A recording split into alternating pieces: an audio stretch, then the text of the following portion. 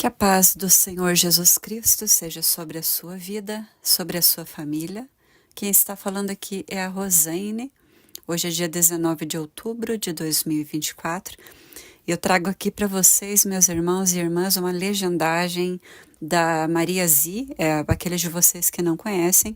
Ela é repórter investigativa e ela está entrevistando aqui o Dr. Kirk Elliott. E eu quero fazer essa observação logo no começo do vídeo, meus irmãos, para falar para vocês que eu não legendei o vídeo todo, porque depois eles entram em outras questões ali, situações políticas, mas para falar para você que também eles não entram na situação da única solução que existe para essa situação que nós estamos vivendo e vamos viver com mais intensidade, que é o Senhor Jesus.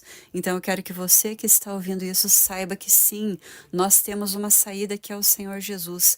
Ele é o único refúgio, a única fortaleza para as tempestades que nós estamos presenciando e vamos começar a presenciar com muito mais intensidade. Então, eles trazem ali todo o problema e não trazem a solução. Falam de Apocalipse, falam da Bíblia, mas não falam da solução que é o Senhor Jesus. Então, eu gostaria de falar aqui para você que sim, há uma solução, há uma saída. Jesus Cristo. Ele disse que nós passaríamos por tribulações, por provações, que era para nós negarmos a nós mesmos. Não entre em desespero, meu irmão, minha irmã, você que está ouvindo esse áudio, que vai ouvir esse vídeo agora. Não entre em desespero, não se sinta sem saída. Nós temos uma saída, que é o único caminho, na verdade, que é o Senhor Jesus Cristo. Que Deus te abençoe em nome de Jesus.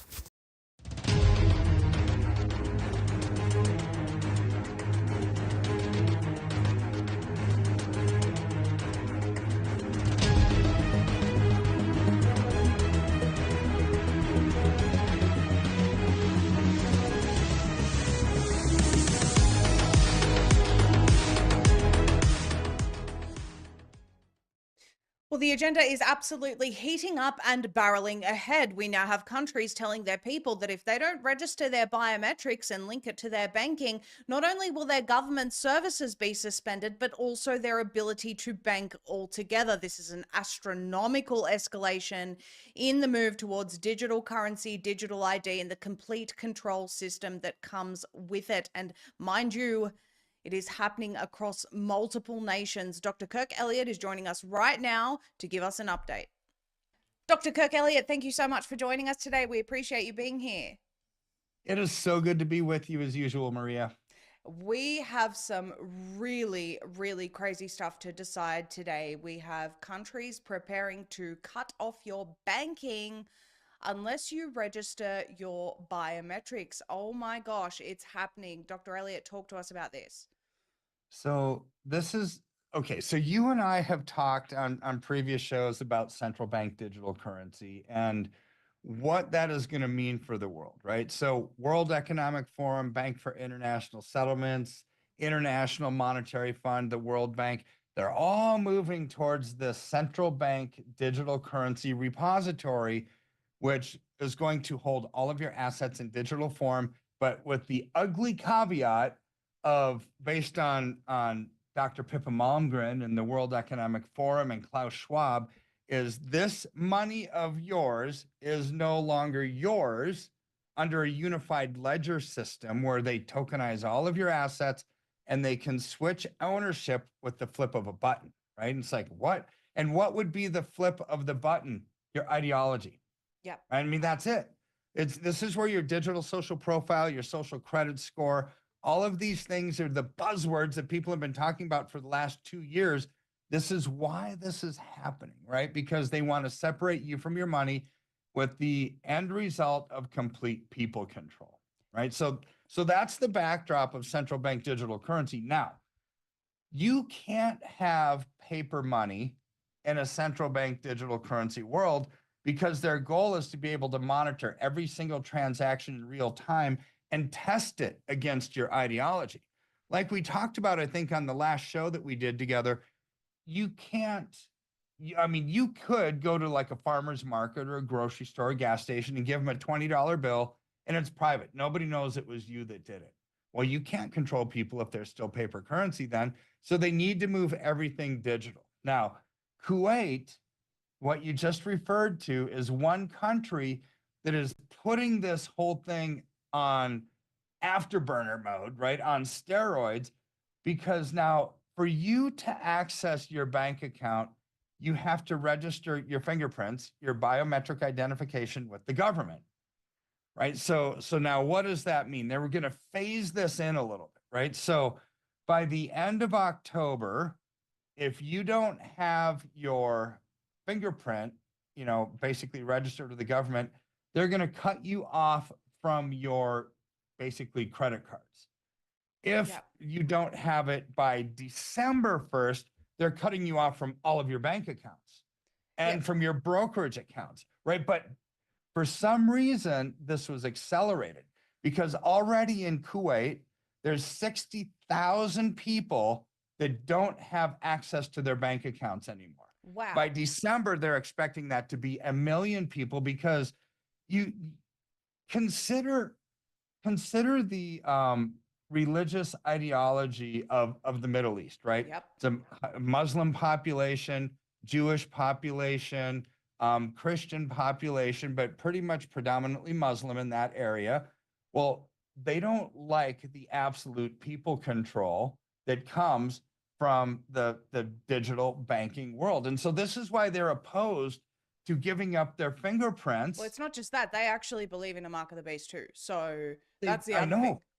They absolutely do.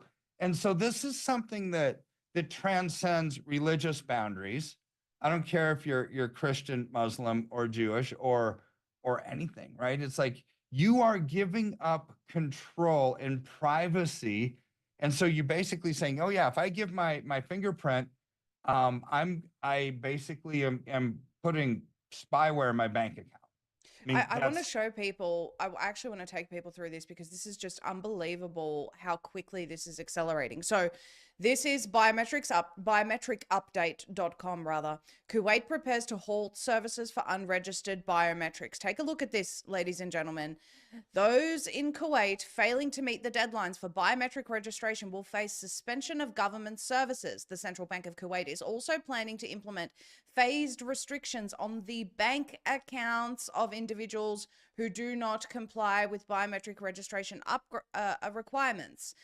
And as Dr. Elliott was saying, the deadline is September 30, and for expatriates, it's December 30. So approximately 175,000 citizens and 800,000 expats still need to complete this procedure. Then you also have another one. Kuwait nears 2.5 biometric registrations, less than 36 remaining. So this is what I keep telling people, Dr. Elliott. They say, I say you did really well resisting the COVID injections. You found another job. You were still able to have money. But when it comes to you don't have any money unless you register your biometrics, I think a lot of people will comply. I sadly think so. So let's put it into this story format. Let's say that you are a God-fearing Christian, you read the Bible, you understand Revelation 13 is the mark of the beast, where it says no man, woman, or child can buy or sell unless they have the mark, right? So what I've been talking about for a year now is that central bank digital currency and this is all about people control. This is it. And COVID was the test. COVID, I think, was a test to see how quickly would people give up their freedoms for health, right? So what's actually possibly one factor greater than your health? It would be the ability to buy or sell or get groceries or pay your rent or pay your utilities or anything. Anything. You can't live without you getting your bank accounts, right? So now they found out how quickly the world would buckle under the pressure of a global health emergency. Well, now you've got this coming up, and what are their talking points, Maria? It's like, well, we can find the sex traffickers and the human traffickers and the drug traffickers and the money launderers and all this stuff if we know everything about you, the source of funds, the use of funds, all of that. So they're painting this glorious picture of how transparent and quick and life-changing digital money is going to be. But the ugly side of that is, let's say that you are a God-fearing Christian who understands what the mark of the beast is, but yet you come up with this moral dilemma, this ethical dilemma that says, hey, Jane Doe, if you don't actually sign up for the Fed Now program, you don't sign up for the central bank digital currency, you don't get your Social Security. You won't get your Medicare, your Medicaid. You won't get any of the government services. And so how many people are going to say, well, wait, this is my only income. This is all I've got in retirement. What am I supposed to do? Starve or take this thing? And I think a lot of people are going to take it. And that article that you just referenced, it mentioned exactly that: withholding of government services unless you give them your biometric identification. That's how it starts. Yeah.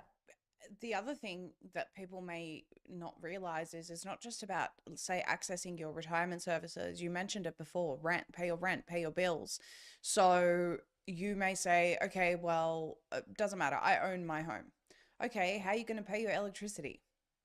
How are you going to buy your groceries when all of these grocers only accept this type of, you know, digital currency? Or not even that. They only accept, say, card payment, which a lot of people do. Cash is now obliterated because through the Know Your Customer program, the banks have said you can't let people withdraw money anymore. By the way, that's happening en masse, especially in Australia. And so you have to switch to just using your card because that's the only way through, you know, we can protect fraud.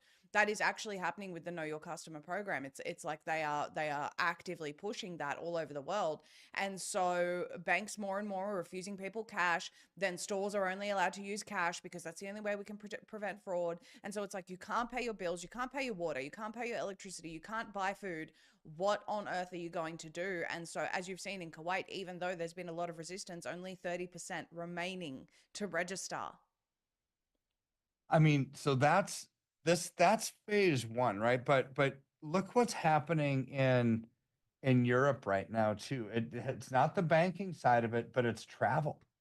Right. So as of, I think, 3 or 4 days ago, when you travel internationally, and which you do a lot, right? You get your passport stamped when you enter the port of entry. Well, they're getting away with that, and they're going with biometric identification there too, to avoid, and this is their positive messaging.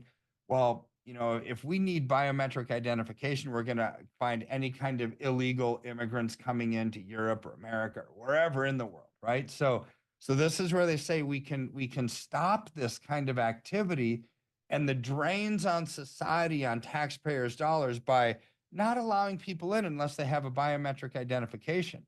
But you know what the flip side of that coin is? If you're in that country, they can just restrict your travel completely without biometric identification, right? There's always a flip side to every coin. And when you realize that the politicians doing this globally, this globalist agenda, is not about fixing a broken system, right? It's about people control.